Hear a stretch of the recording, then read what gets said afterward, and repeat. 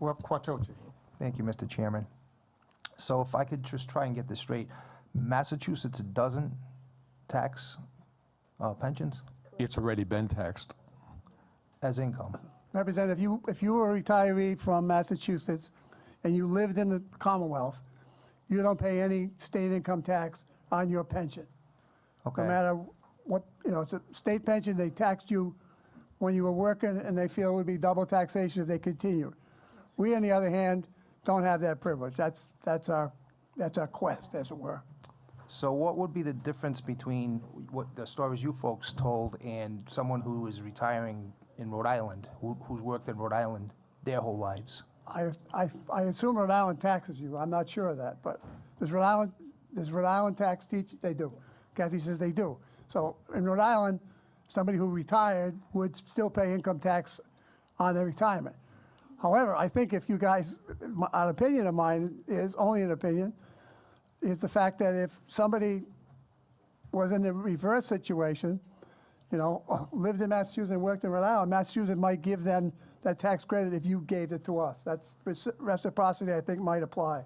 So people who are retiring in Rhode Island wouldn't be able to apply for this dormant commerce clause? I'm not that, as far as the dormant commerce clause, that applies to people that have already paid taxes on their income. And in the case of pension, right, it's already been pre-taxed. That's where the violation comes in, that it's already been taxed by the state of Massachusetts. And the importance of that Supreme Court decision, I mean, it's clear. I try to make it as clear as I could, right, without being an attorney.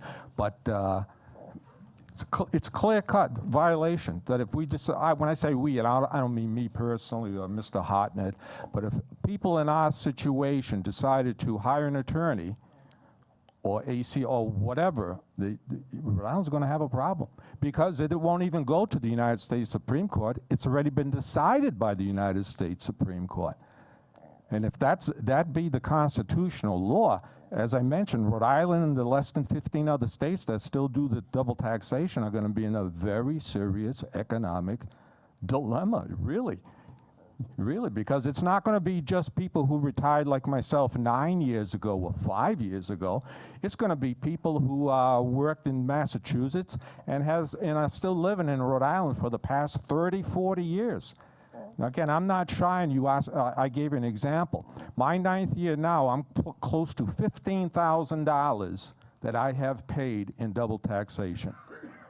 $14,700 that I have paid. That $14,700 would be in my pocket. All I have to do is, I could walk to Blackstone in 4 minutes. But I was born here, I live here, I love it here, but eventually I'm going to have to join the exodus too.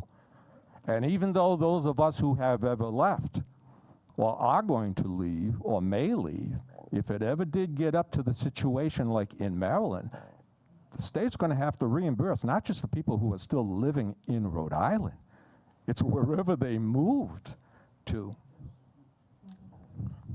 Yeah. I don't know if that answers. And I'm all with you. I'm for Thank you. at least taxation as possible. So I'm with all of you, but I'm also with people that have made their living here also. So I don't know how that, thank you. Right.